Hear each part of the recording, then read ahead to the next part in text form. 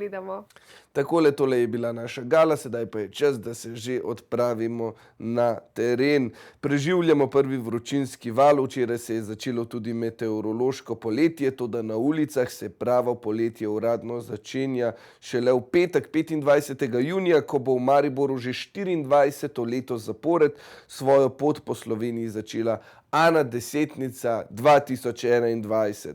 Vsem dobro znani mednarodni festival uličnega gledališča bo letos gostoval v 11 mestih, vrhunec programa pa se bo odvil od 30. junija do 30. julija v Ljubljani, in sicer na čudoviti lokaciji ob Ljubljanici, na kateri je tudi zdaj naša novinarka Pija z direktorjem festivala in vodjo gledališča Ane Monro, Gorom Osojnikom.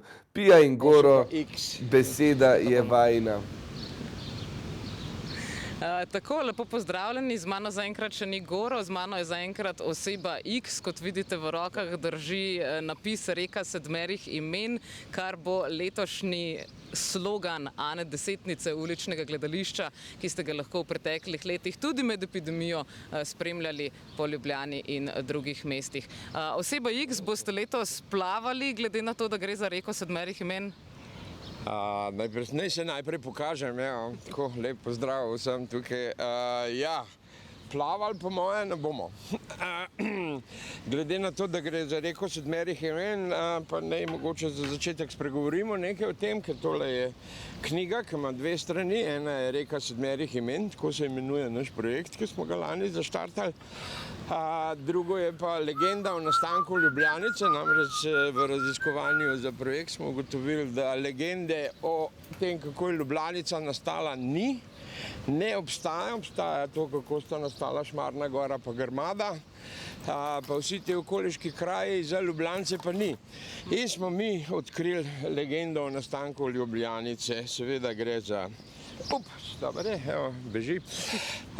gre za ljubezensko zgodbo, mislim, tako klasično slovensko, kako se hčerka in njen mož ne razumeta z očetom, ki ima bolj tako godrnjavs in tako naprej, ampak ne bomo vse, zato ker pridite si pogledati, to bo prvi špektakel na letošnji Ani Desetnici. In smo tukaj, zdaj še nič ne zgleda, tole je pač čist navaden travnik. Ima pa super senco? Ima pa senco, zato smo tudi na njemu, ampak ta travnik in vse to okolje tukaj okrog cukrarne, tole je namreč palača Cukrarna, zelo nobel ime za takole razsuto bajto. Ampak bo zdaj se to vse spremenilo v naslednjih letih. Tole je prizorišče letošnje ljubljanske Ane Desetnice. Nekak zaključek Ljubljanice, kot je načrtoval Plečnik z temi zapornicami. In to je park, ki ga je on izvirno načrtoval, ampak ga pol nikoli niso naredili do konca. To je tudi malo taka slovenska zgodba. Tako da je samo par stvari narejen. Mi jih bomo pa povezali v en določen, bi rekel, v festivalsko okolje. In tukaj bo naslednji teden med 30.6. in 4.7., pravzaprav 3.7. Ana Desetnica, letos že 24. z seveda genialno dobrim programom, z nastopajočimi, ki prihajajo skoraj iz celega sveta, čeprav se ravno pred temle sem govoril z ambasado iz Rusije in so ugotovili, da pač našim ruskim gostom ne bojo mogli izdati vize. Škoda, ker smo se res vsi veselili, ampak kakor tam tako razsaja COVID, da je vse zaprto in da ne smejo, tudi če bi hoteli, ampak recimo, da bi hoteli, ampak ne smejo, ker jim ruska država ne pusti, da izdajajo vize in da ne smejo nič delati in tako naprej, kar tudi sami poznamo. A vam je COVID kaj sicer zamešal štrene tudi sicer? Lani ste verjetno bili eno redkih gledališč, ki je lahko nastopalo. Mislim, nismo računali, da nam bo COVID tako zamešal štrene, kakor nam je v zadnjih 2 dneh meša.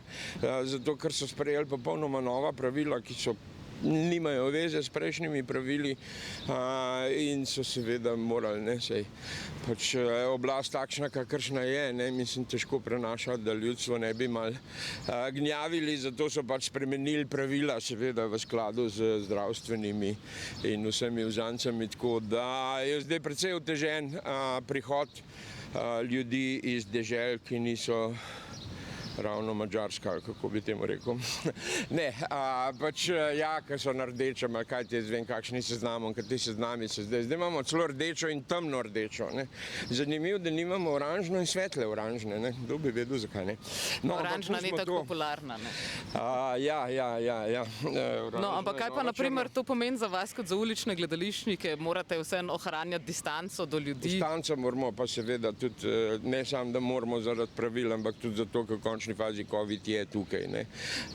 In tudi, če ne bo tako hitro zginil in tudi ne bomo se delali, da ga ni in tudi nočemo se delati, da ga ni, ker nikakor si ne želimo, da bi zaradi tega, na račun tega, ker bomo mi tukaj, ne, in naši gostje, da bi to se kaj razširilo, ne. Mislim, ne. Tako da ja, seveda, pač vsi nastopajoči moramo imeti ta PCT, neko distanco bomo ohranjali, da ne vemo še čisto točno, kakšna bojo veljavna pravila čez en teden, ko začnemo, ampak jih bomo seveda upoštevali. Zdaj upam, da bo, zdaj so nekaj zanimivega sprejeli, da kolikor je manj kot 100 ljudi med gledalci, potem za gledalce PCT ni potreben, ne. Tako da verjetno, da bomo, bi rekel, v stilu starojugoslovanske vojske delali 100 dni, a ne. 100 ljudi tukaj, 100 ljudi tam, 100 ljudi tam, pa bojo vsi lahko prišli, seveda pa bomo jih pozivali in bojo vsa obvestila o tem, da se je pač kljub vsemu treba držati razdalje in takih stvari, ne. Tako da... Nekaj razdalje imava tudi midva zdaj za prehoditi. Sva rekla, da bova šla po poteh Ane Desetnice. No, tole je, bi rekel, recimo eno prav fajn prizorišče, lepo, ki je nastalo, ne vem, tisti, ki ste malo starejši, se boste spomnili, da je bila tukaj črpalka in je zdaj zelo fajn predstava in zdaj tole, če kle gor pogledava, zraven tega drevesa gor bo stal en velik industrijski robot. Živ? Živ? Robot, ja, kakor toliko živ. Bolj bo živ človek, ki ga upravlja, Ulik Robotik in njegova predstavca Bog Bobna je res nekaj zelo fascinantnega in nekaj tudi odprtega v bodočnost, ne? Mislim, v neko tako upanje in to, da z roboti se da sodelovati, niso roboti samo naši sužnji, ampak tudi mi njihovi, kako že, šalim se, ampak ja. Pazi kamero, pazi kamero. Ja, pazi kamero, glej v kamero, evo, ves čas, pardon. Tako da tukaj je eno prizorišče bo tudi noter v plači Cukrarna. V tem starem delu? Ja, prav klele ta vhod gledamo, tukaj se bo šlo noter, saj deloma. Namreč letos je 700 let, odkar je umrl veliki italijanski pesnik Dante Alighieri. In je to za Italijo seveda absolutno pomemben podatek, za nas je pa tudi zelo zanimiv. In ker mi že nekaj let sodelujemo z festivalom, italijanskim festivalom Aprodi, iz Trsta smo se letos odločili, da bomo naredili skupinsko produkcijo oziroma koprodukcijo na temo Danteja. Imenuje se Dante 453. Zdaj pa je Italijani vsi vejo, kaj to pomeni Dante 453, namreč to je... Kaj pa nam lahko razložite za slovensko ljudstvo? Ja, za slovensko, jaz nisem vedel, moram reči.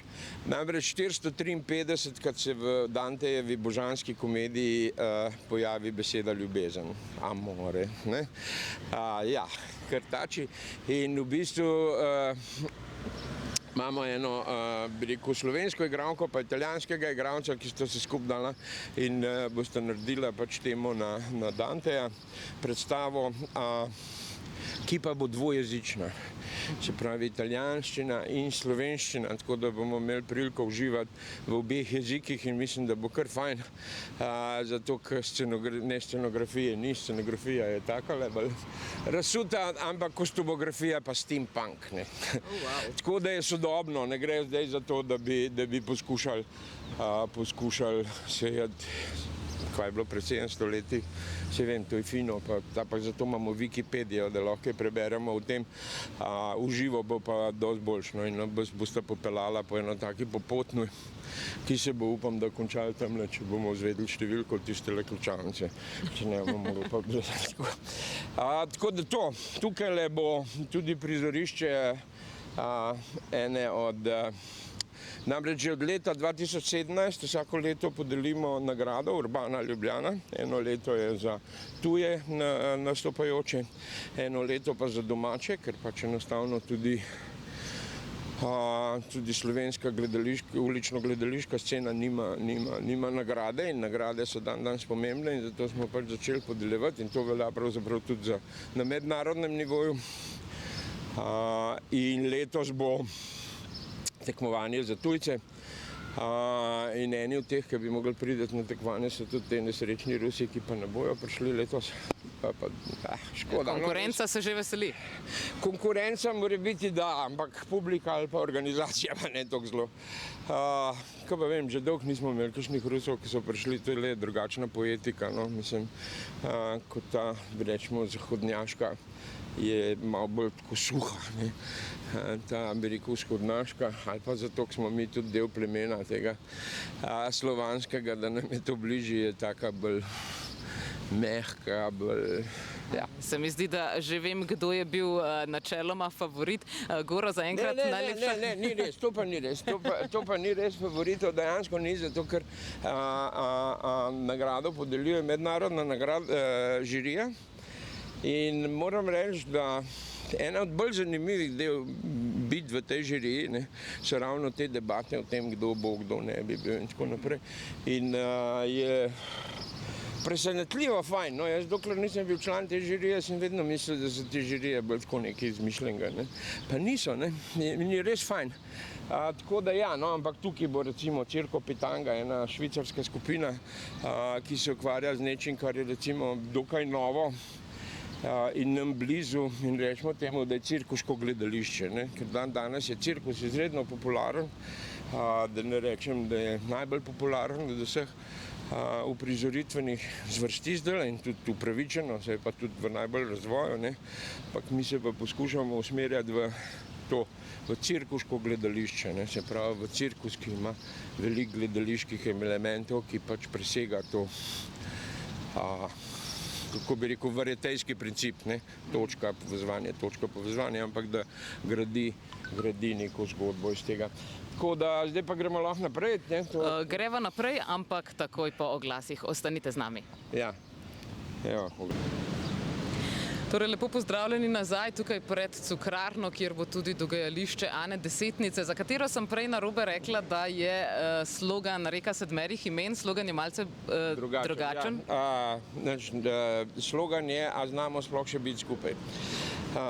To je pravzaprav ni toliko slogan, kakor je vprašanje, zato ker po vseh teh izkušnjah zadnjega leta in pol se zdi, da smo se malo oddaljili.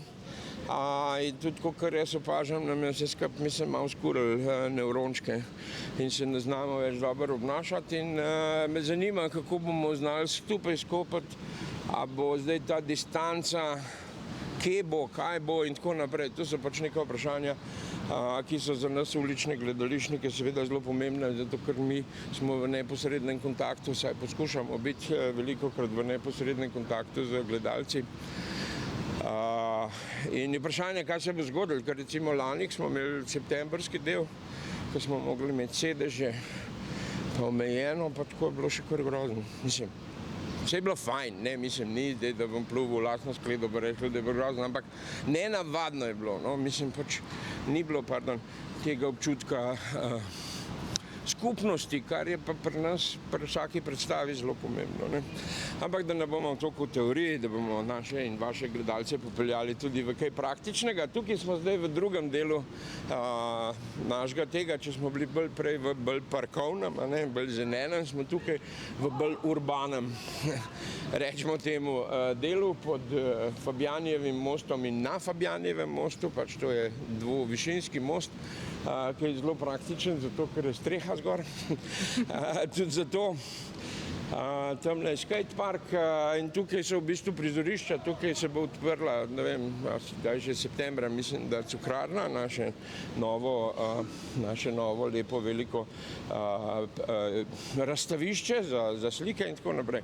In zdaj tukaj so prizorišča tudi teh naših nastopov, ne, tukaj bo malo plesno, pa zborovsko, pa take stvari. Mislim, da bomo imeli zelo raznolike zadeve, tako domače, kot tuje.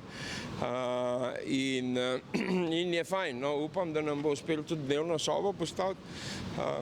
Ja, kam se moramo vračati, malo smo zmedeni, ampak se jaz imam, bi rekel, čisto novo sračko, tako da je tudi od zadaj lepa, po moje. Ampak seveda ne moram zakrivati tebe in tvoje lepote, tudi nočem. Časa smo bili za maskami, je fino, da se malo še obraze vidimo. Tako naprej. Tako da to, no, ampak mogoče, če smo zdajle tukaj ostali, ne, moram pa povedati, da seveda Ana desetnica ni samo v Ljubljani, ne. Mislim, to je festival, ki je že dolga leta, od samega začetka je bil pač narejen kot festival dveh ali večjih krajev, tako da zdaj v petek začnemo že v Mariboru v okviru festivala Lent. Kje pa tam začnete? Na Lentu? Na Lentu, na glavnem trgu, ja. Lani so prenovili glavni trg in mi smo ugotovili, da so ga prav za nas, za ulično gledališče prenovili. Tako da zaenkrat se držimo te lokacije.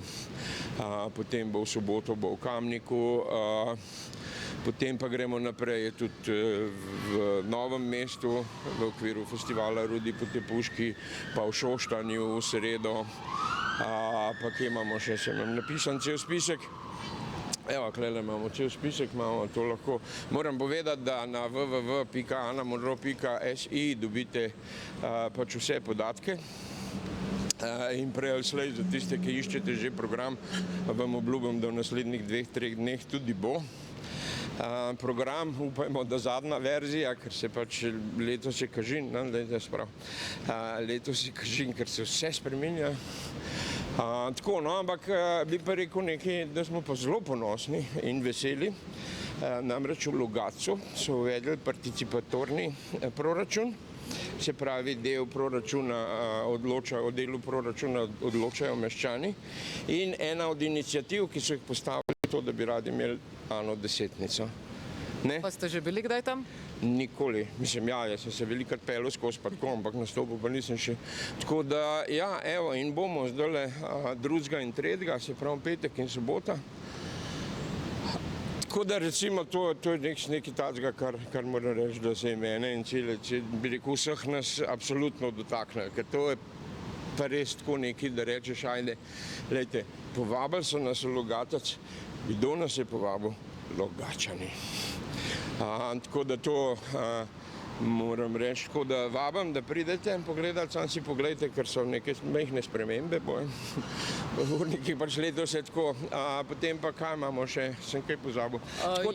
Nekaj je bilo govora tudi še o tamle, ne, o bolj rečnem delu, vodnatem delu, ne, zdaj smo bili v parku, pa v urbanem delu, zdaj pa še voda. Zakaj pa gremo na vodo zdaj? Zato, ker je vroče? Ne, pač na vodo gremo v kontekstu te legende o nastanku Ljubljanice oziroma reke sedmerih imen. Namreč v 30. se pravi prvi dan zvečer bo tukaj en spektakel, multimedijski, kakor se temu reče. Ne bomo šli toliko na vodo, zato smo mogli malo zmanjšati pričakovanja, ker mi smo imeli tukaj v načrtu, ko smo pripravljali projekt, kaj vse se bo tukaj dogajati. In se je pa skazali, da smo kot dostikrat naredili račun brez krčmarja, ne. Namreč to, kakor je vehementna voda, je pa čist plitka.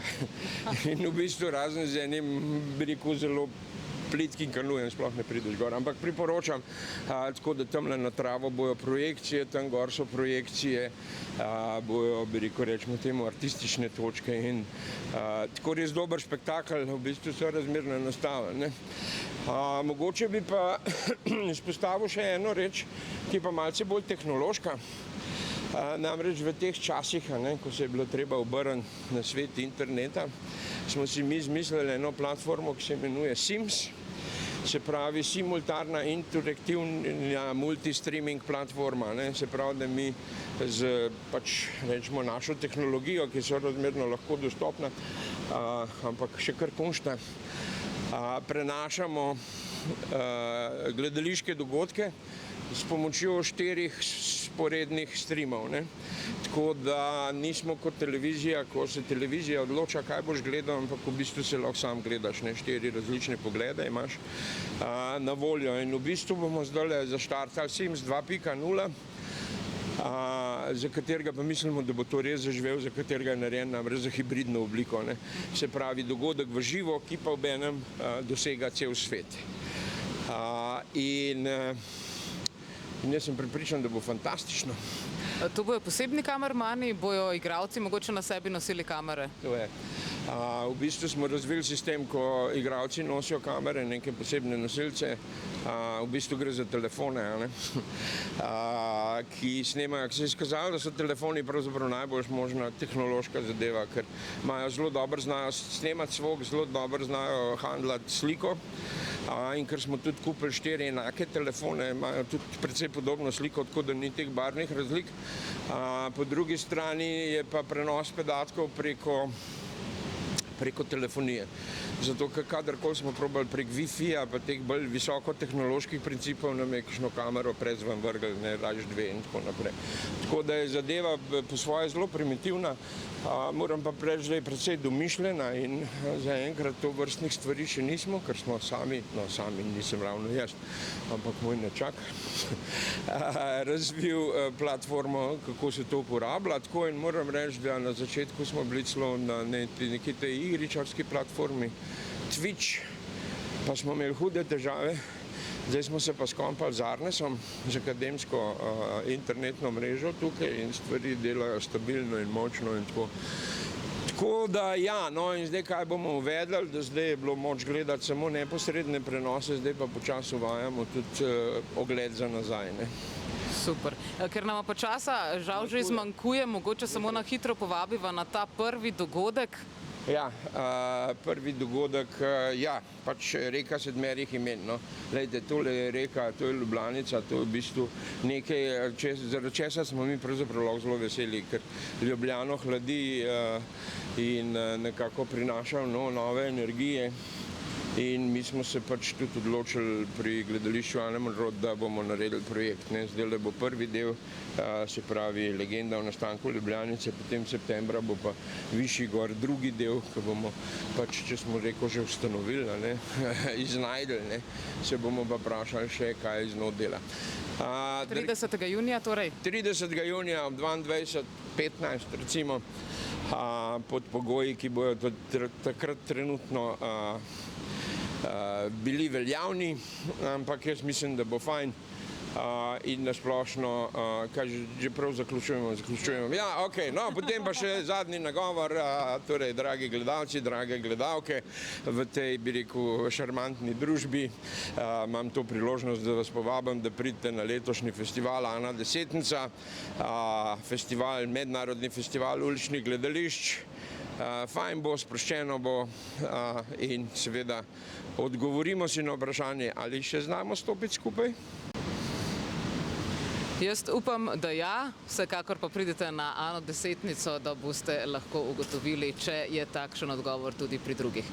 Zdaj gremo na kratko v oglase, potem pa se vračamo nazaj v studio Figovec.